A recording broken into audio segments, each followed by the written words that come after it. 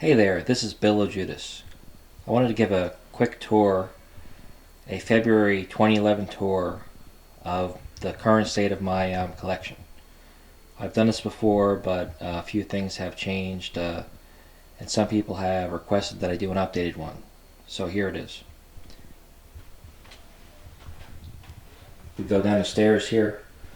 There's basically three paths. The hallway, the office that's not used like an office anymore, and the storage area. So we'll start out in the storage area, because this is basically where the meat of the collection is. It's going to be a little dark in here. Under normal conditions there's sufficient light, but obviously for a video camera you want as much light as possible. So I actually have a head-mounted LED light and a little light on my camera, which I hope will be enough to see things. So in this section here, along this wall, is mostly IBM PC and compatible stuff. And all these items start from the IBM 5150, which of course was the first PC, all the way on up to the PC Junior and various compatibles, different form factors and whatnot. There's also a Tandy Model 2000 mixed in here. That big tower guy you see there. There's various sound cards, video cards, operating systems, etc. mixed in there. A disk duplicator, various add-ons, books, etc. There's a bunch of different controllers in here. Some are actually quite interesting. I'll try to cover them at some point. And moving to the right now, starting at the top, we have the Sony PlayStation PSP stuff, the Radio Shack Micro color computer, which is the little brother, the scaled back version of the famous color computer. Now, below that is the PlayStation 1 stuff. There's, of course, the box for the PlayStation 3 there. And obviously there's a few PlayStation 2 items as well. Moving down, we have more PC centric stuff, some Tandy monitors, some PC monitors, discs, etc. On the bottom is one of my Tandy Model 4s, and to the right there, that's the one that I use the most. It's kind of a souped up Model 4. And in these boxes is a bunch of TRS-80 Model 1, Model 3, Model 4 items. Books, accessories, add-ons, etc. And you can see, possibly see, a little bit of the Model 1 stuff mixed in here. And there's more Tandy 1000 series items. And in fact, there's another box of Tandy 1000 items there. There's a Radio Shack pocket computer, various items for that, software. The Model 100 is over there. More color computer stuff, the original model, and color computer 2 and 3 items there. More Tandy 1000 items up on top. Several Dragon Tano computers. That's a pseudo color computer compatible knockoff. It's kind of its own platform though. And just walk around here first. Over here is one of several old TVs that I have. It's always good to have those around. Though some of the newer LCD and LED TVs do a pretty good job too. This is a rack of mostly PC DOS and PC Windows software. Various vintages all the way from the very, very early 80s on up to the present day. Of course, box items are becoming scarcer now. So I don't know how much more this will expand, which is not necessarily a bad thing. It's pretty dense now. I have a lot of organization to do, so these are various PC-centric books. There's some Linux stuff in there. but those are older books. You can see a lot of WordPerfect stuff. I was on a WordPerfect kick years ago. I used it in a job, and I found it a very, especially the DOS version, a very fast and efficient word processor.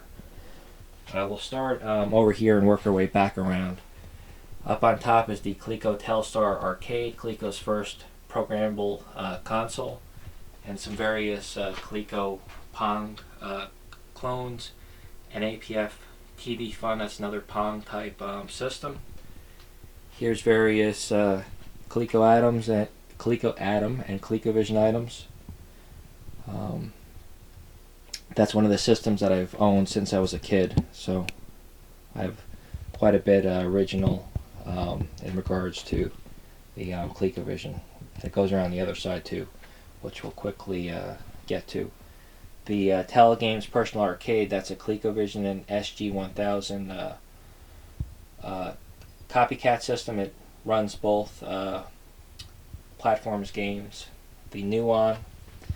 Down here is all the Magnavox stuff. The Magnavox Odyssey, the original from 1972, is in that case over there. Then another Pong-like home console, the Odyssey 300, the Odyssey 2, a European version of the Odyssey 2 with a built-in black and white TV.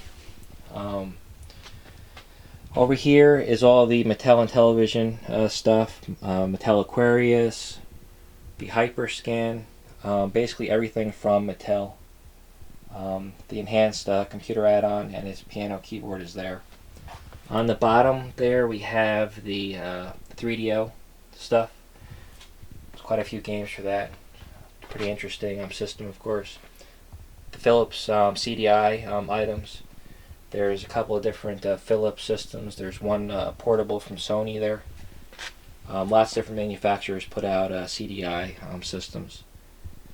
Up on top here we start the NEC collection. This is the Turbo Graphics, Turbo Duo, Super Graphics stuff, PCFX. It's all there. Also have the handheld stuff. Various, two different NEC computers. The PC6601, which is the NEC Trek in the US. And the NEC PC8001, which was rather interesting, but it obviously didn't catch on. More CDI stuff there. Down below is the 3DO stuff and some various LCD games and TV games down there. Work my way back around now. Up on top here is the SNK Neo Geo stuff. This is the home system stuff. It's the same as the arcade version. The home system is the AES. The arcade system is the MVS. Also the Neo Geo Pocket Color. Various Neo Geo items.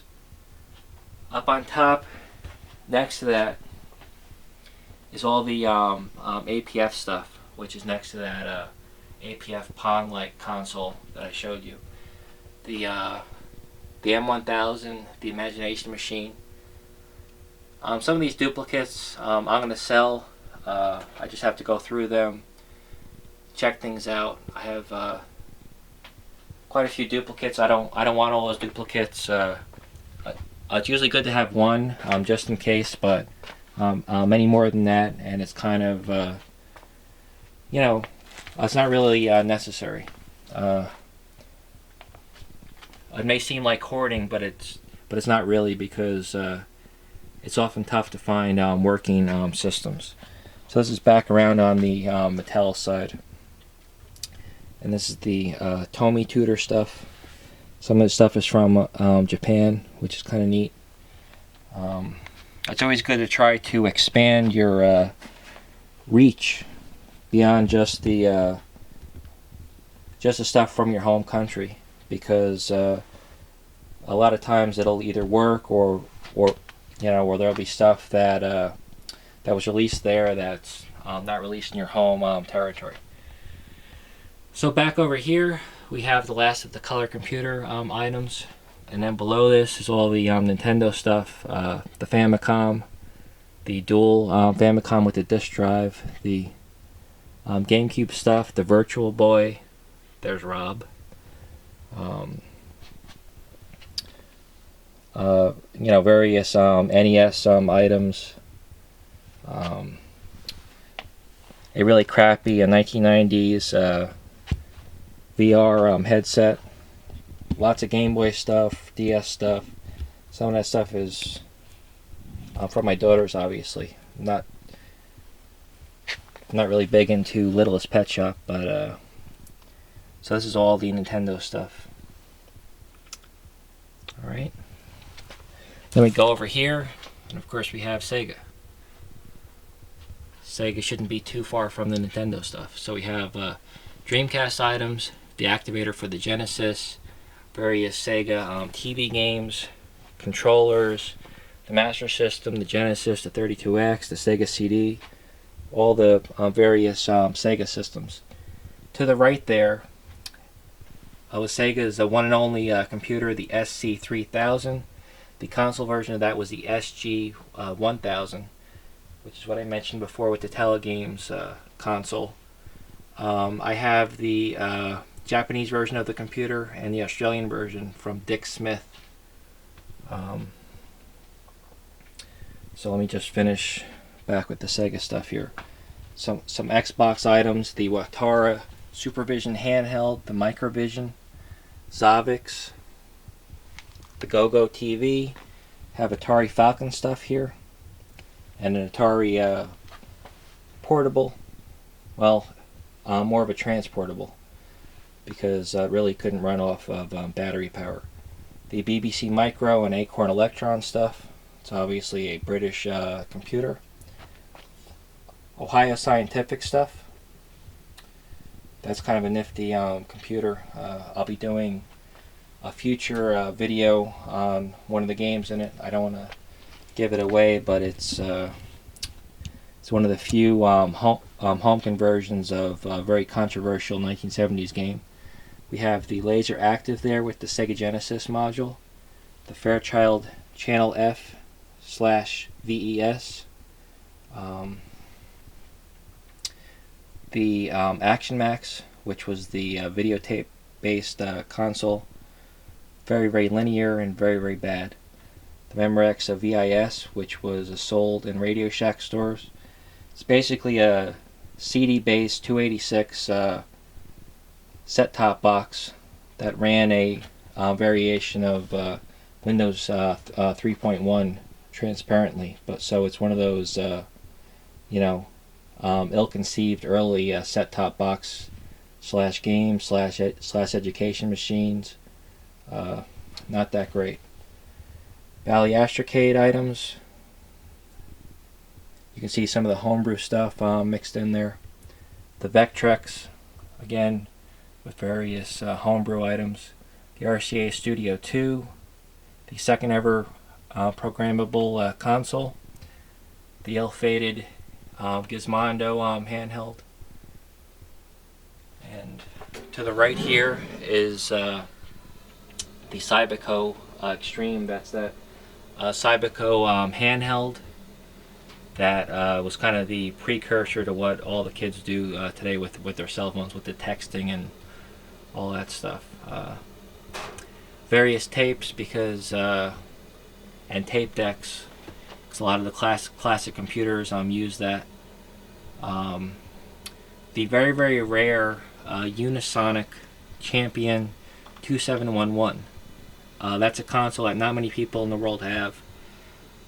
Very limited release, but it is in fact a cartridge-based programmable console. But good luck finding any other cartridges besides the card games that basically came on the box with the system. The microprocessor. It's a little a microprocessor learning kit. We have the Nokia N-Gage items here, the GP2X F200 there, The VTech Socrates learning system there. Various kits and tools and electronic things here. And then these next two racks are all the Texas Instruments TI-99 4A items, and some of the TI portable items. On the bottom there is an empty S100 box. Now on the bottom here, it's all the Arcadia 2001 stuff. You can't really see it, it's in a crate, but various games and whatnot are in there. And the very, very similar MPT-03 console, which is above it. Over here we have another VTech system, some modern day reconstructions of, in this case, the Altair, the Apple I, the Micro Kim. That's all from Vince Briel. Some Hero Junior parts up there. Various Apple II and MacBooks, and on the bottom are a bunch of basic programming books. Here's some Apple II items, and all this is the Apple II and Mac stuff, and Apple IIGS, various clones of the Apple II. It's all in this rack here. And then we go down here, there's an Apple IIe Platinum, an Apple IIc monitor down there. That's a typewriter slash printer. It has the interface and everything. Over there is a Panasonic pocket computer, an old one. Here's the Exidy Sorcerer, and a big old 8-inch expansion box. And there's another 8-inch box there. So those are the really big discs. The Panasonic personal computer and various items there. The JR200U, HP 85 items.